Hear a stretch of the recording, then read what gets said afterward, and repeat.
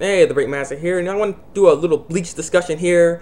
I want to talk about my predictions for the Zero Squad and how they will appear in this arc in Bleach, and I want to also talk about Ichigo and Byakuya, the reasons why like Ichigo's stuck in the cage, and the reason why Byakuya is like how he got defeated like that, how he died like that. You know, because people were complaining about how his death was like, oh, it's so pointless, like the way he died was stupid and stuff like that. And I want to just give my thoughts and opinions on why I think he died like that, why Kubo made him get defeated like that anyways. But I want to start with Ichigo, because my Ichigo thoughts stem with my predictions for how the Zero Squad will appear in this arc. So let's get down into that. Basically, you know, this one should be easy and obvious to know why Ichigo's stuck in the cage like this. You know, what is Ichigo's #1 goal? What makes Ichigo Ichigo? His personality. You know, people always wondering, like, what is his goal? Like, oh, you know, Naruto's goal is to be Hokage, Luffy's goal is to be Pirate King, but what's Ichigo's goal? Enough time? Enough time? You done thinking about that? It's quite obvious, you know. He wants to protect his friends. Protection. Protect his friends. That's what he wants to do. But what can he do right now? He can't protect his friends. So, you know, I mean, like I said, it's pretty obvious anyways, like he's trying to say. But that's what he's doing right now. He's making it to where he's breaking down Ichigo's character as a whole. He can't protect his friends. And to make it even worse, it's not that he's just sitting in the cage and he's like, I can't get out. What makes it worse is that if you pay attention, he can hear and sense everything that's going on. He sees freaking Byakuya, Renki, and freaking Rukia down on the ground. They're down. They might be dead and stuff. And he's like, holy crap, I gotta get out of here. He hears the voices. Oh, no, someone help me. Ichigo will definitely come. Ichigo will definitely come. Remember that? Like I said, that is just, it's messing with Ichigo. His whole personality is psychologically messing with his mind, you know? It's really getting to him. That's what I think what Kubo's trying to convey to us. That's why he's in that cage, and he's going to be stuck in that cage. Honestly, my predictions on him being how long he's going to be in that cage, he's going to be in that cage for a very long time. You know, he's going to be in that cage until the Zero Squad appears. That's why I said it stems with that. The thing is, I'm thinking the reason why he's stuck like that, because, you know, if he gets in there, he's going to be a big player stopping the Stern Ritters and stuff. He's going to be a big player coming in there and just killing everybody, because, I mean, come on. He's Ichigo, and he can't steal his Bankai, so he's going to be invincible. He's gonna be too powerful. That's why Kurage couldn't do anything. That's why Kurage put him in the freaking cage. He needs to make sure to keep Ichigo there, because he's a very big asset for the Shinigamis. So he's gonna be stuck in that cage until the Zero Squad appears. At least that's my predictions. At least I'm thinking the Zero Squad is gonna come in, you know, and try to get Ichigo out of there afterwards. Maybe, just maybe, the person that's by Kisuke that has a sword on him, by him, maybe it's part of the Zero Squad. You know, maybe that's what's going on. Or it can be someone else. I don't know. I'm just saying. The whole point, even if it's someone else, I'm thinking if it's someone else, it might take him a while to get Ichigo out of that cage. Or, you know, the whole point is he's going to be stuck there for a bit. Or the war will be over, like they retreat or something, because the Zero Squad will appear. The Zero Squad will appear. And the thing is, people are always saying, why didn't the Zero Squad come when Aizen was trying to get to the Soul King and take the key, and you know all that stuff, you know. Like, why didn't he appear then? Because the reason why he didn't appear is, one, the Ronkars weren't that big of a threat. If you think about it, who was the strongest? The strongest one was like the second one, Ronkar, you know, the guy that was skeleton and crap. He was like the strongest person, really. You know, the first, you know, the #1 was, he was like Stark. He was okay. But what I'm getting at is that they weren't that big of a threat for the fact that the Shinigamis can actually take them. The Shinigamis can actually take them. If I remember, Shunsui didn't even use his Bankai, right? He just used the Shikai, right? I mean, if I remember, I don't remember him releasing his Bankai. He just used his Shikai. He just beat #1 with his Shikai. So apparently they weren't that big of a threat. Those guys were like captain level, but they were all captain level. If you think about it, they had his Fracciones and stuff trying to come in first, you know? The biggest threat that was part of the Ronkars was probably Baragon because of his ability. The only person that would beat him was, you know, the pink hair dude. I can't remember his name right now. I just had it in my head, but I forgot it all of a sudden. He's like, it literally just left my mind. But the pink hair guy was the only one that could really defeat this guy, because he's like, he's on steroids. But besides that, everyone else was within their grasp to fighting. I mean, yes, they got hurt and stuff like that, but no one died.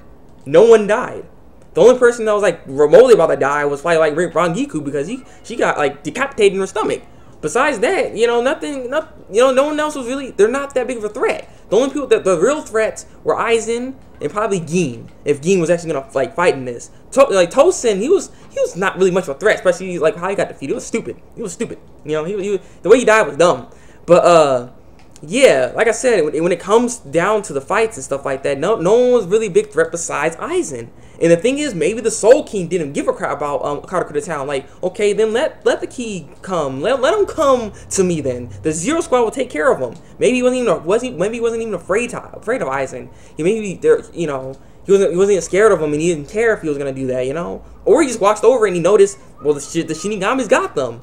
What makes the Stern Ritters actually stronger than the Ronkars, not necessarily because they're strong, like more powerful, though they seem like it actually, because they took out Hallibell pretty easily. But or maybe it was just Buckbeard that did it. But nonetheless, they took down a Ronkar like it was nothing and captured her and stuff.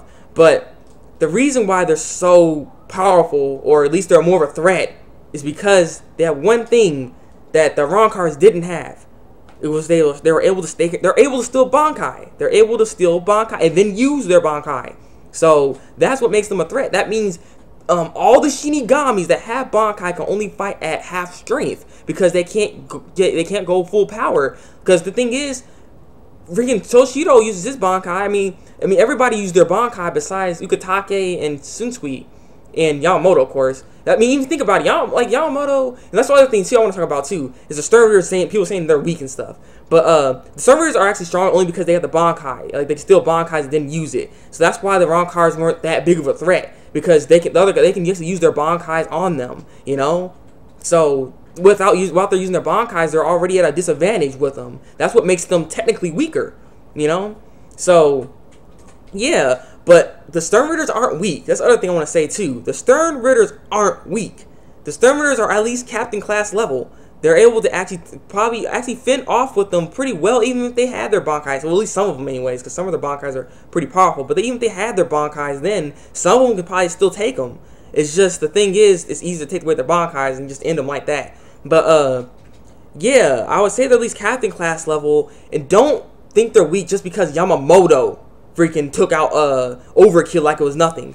It's Yamamoto, people. Come on. It's Yamamoto.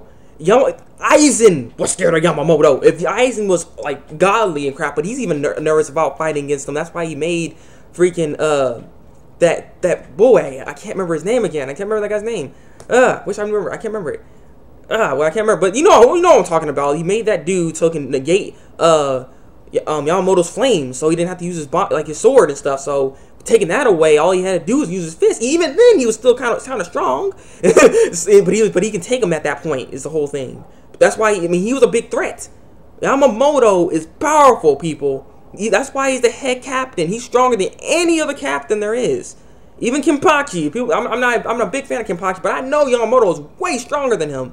So, like, saying, oh, they're weak because Overkill got like done in like it was nothing and stuff, and Kenpachi killed 3. It's Kenpachi, people. That's other things. Kenpachi, they're probably thinking, oh, we're gonna steal their Bankais, because the thing is, as we saw, some of them don't know who has Bankais or what. They didn't study up. Ass not study up, you know. But that Luchadores dude didn't know freaking Ringy had a Bankai. He only thought the captain level people had Bankai. So the thing is, if Luchadore were to fight freaking Kenpachi, he would try to steal his Bankai. But that's why he would probably lose. That's the problem. Maybe some of them didn't study up. If they did, Kenpachi's powerful. That's the other thing. Kenpachi's powerful without a Bankai. He doesn't need a Bankai to kill him. Come on, it's Kenpachi. That's like, you gotta understand. These guys are on a different level. They're different level. They're stronger than certain captains. Some of the captains weren't that powerful. So, you know, the Stern Ritters aren't weak. It's just Kenpachi and Yamamoto, especially Yamamoto, makes things look easy. You know. So I'm just saying. I just want to throw that out there. But the last little thing I want to talk about, in this little video here, is Byakuya's death. Basically, the reason why he got defeated like that. You know, the reason why he got defeated like that. If you think about all the fights he's been in, he only had one really normal fight. Even then, it's not really normal because the mask happened. You know, when he fought against Ichigo, remember? Yeah, that's like the only fight he actually had a sword fight with. Everyone else had some weird, unique ability that he had to always try to overcome. He always had to analyze and try to overcome that ability. But I guess around this time, he didn't get to do it. And there's a reason why. But, come on, let's think about the fights he's been in. He fought against Ichigo, right? And you know, that was more of a meaningful fight actually, because it had trying to save Rukia, his whole morals of why he's trying to save, like, do the Soul Society way and stuff. You know, it's breaking down his entire wall within this first with that first arc. It broke down his entire wall, and it kind of changed him a little bit. He fought against the Zamari dude, the black dude. You know, the whole eyeballs. He has 50 eyeballs and stuff. And then if he hits you, then he controls your arm. You know, his ability. He had to fight through that. He had to make sure he didn't hit Rukia and stuff. Remember, you know, he had to go through a lot of things trying to figure out. First, he had to figure out their ability. So he analyzed his opponent. After he analyzed his opponent, he found a way to defeat him. That's the second thing. He found a way to defeat them of their unique abilities. And all the fights he's been in, they're never real short fights. There's always some kind of ability, some very unique ability he had to overcome, basically. He ended up fighting against Shikishima. People was like, I don't know why he had to fight so hard, like, he almost lost to Shikishima and stuff. The thing is, Shikishima's ability would make any captain have trouble with him, only because of his ability. His ability is very, very powerful. He's not a weak character. He's not a weak character. Young Money Jeezy said this. If you want to see more about what he was talking about, go to Young Money Jeezy's video. He talks about Shikishima. That was a good video, dude, by the way. But yeah, you know, Shikishima is not weak. He's very powerful. It's his ability is so powerful. You know, all he has to do is hit your sword. He knows the weakness and the name of your sword. Like, seriously. You know, if he had a Bankai stealing thing, he'd be perfect for him. If he just had the Bankai steal, he know how to use anyone's Bankai because he'll know the relationship and everything, you know? You know how he trained, you know how he fight, because all you have to do is touch you. With his sword, I mean, seriously, that's why he was so powerful. That's why Byakuya had to try to figure out what can he do to defeat him. He had to actually fight outside the box. He had to think like he doesn't normally think. He had to fight differently. He didn't, you know what I'm saying? He didn't try to fight like he normally fights. Try to use Bankai, use sword, you know, try to throw that crap around, zoom boom zekada. You know what I'm saying? Like, he wouldn't be able to do that. He couldn't, because it's just like he knew the ability. He had to go right inside his blind spot, the safe zone, you know? So I'm like, that's why he was so powerful, and that he had to then analyze his opponent and then defeat him.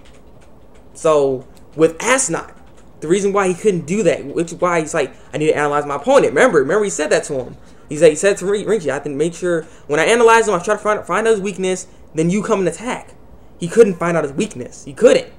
And when he finally figured out what his power actually was, it was already too late, because he used his Bankai and just pwned him. Asnot was able to probably use his Bankai so well only because Asnot studied up on the Bankai and on who he's going to run into or something. Or, you know what I mean? He's probably smart. He's pretty smart.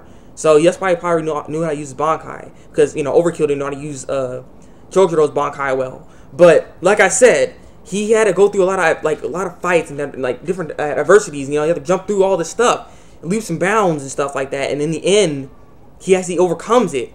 So within this fight, since he's also a prideful captain, getting defeated by your own Bankai for one, total disrespect right there. Disrespect. And just getting pwned like that, is the significance of him getting defeated like that was he just couldn't overcome. He couldn't overcome this ordeal. Out of all the fights he's finally overcome, this is the fight right here that he just couldn't overcome. And he couldn't overcome fear. The thing he thought he overcame a long time ago. So that's what the significance of why he got defeated and then the death and everything like that. You know, and it's supposed to build up Rinji and Rukia. Hopefully they learn something, because, you know, Rukia has always been a careless fighter. Even then, he turns her back on her enemy. And if I think about it, I was thinking about it just now, she's always been distracted in a fight. Most of her fights, she's always been distracted or wanted a reason. Like, she wasn't just trying to straight up fight him, you know what I'm saying? She always had a reason to, like, oh, what's that? Ooh! You know what I'm saying? She's just being stupid. So, yeah, and when it comes to Rinji, he just wants to use Bankai so much. Kids need to shut up. But, you know, he's using their Bankais too much. You know, that's what, you relied on it too much is the thing. That's why he would have a problem with fighting with them, because they can still Bankai. And the thing is, he doesn't use his Shikai enough. He probably lost his abilities how he uses all his Shikai moves. He has a lot of Shikai moves. But nonetheless, this has been my video. I wanted to just explain and discuss about my predictions on the whole Zero Squad. Zero Squad is going to appear much later. I'm thinking that there's going to be one or two more deaths, or at least the captains being defeated before the Zero Squad comes in, because he sees this as more of a threat than it was for the Ronkars, because the Ronkars didn't steal Bankai. So, you know, that's the thing. The captains are only able to fight at half strength. So that's the problem. They're already captain class level, and so they're fighting at half strength. They ain't gonna be able to really fight them off well. There's only certain captains that can still fight them well at captain class level, even without their Bankais. And that's probably Ukitake, Shinsui, Yamamoto, Kenpachi. Rest of them might have a lot of problems fighting against them. So, I guess that's my predictions. That's why I'm thinking someone else is gonna get defeated or die or something, and that's when the Zero Squad is probably gonna come in. Zero Squad might get Ichigo out of the cage. If not, Ichigo's not gonna get out of the cage until this whole thing's over. Ichigo being stuck in the cage, the significance of it is, you know, he wants to protect. You cannot do it. So that's what this is what Kubo's trying to convey to us. At least what I'm thinking. What are your guys' thoughts on this? This is my video here today. Leave comments below. Tell me what you think. I really like to know. What is your thoughts on this whole thing? So yeah, it's been the Breakmaster. You know, rate, comment, subscribe. You know all that good stuff. Yeah, it's been the Breakmaster. And until then, break out.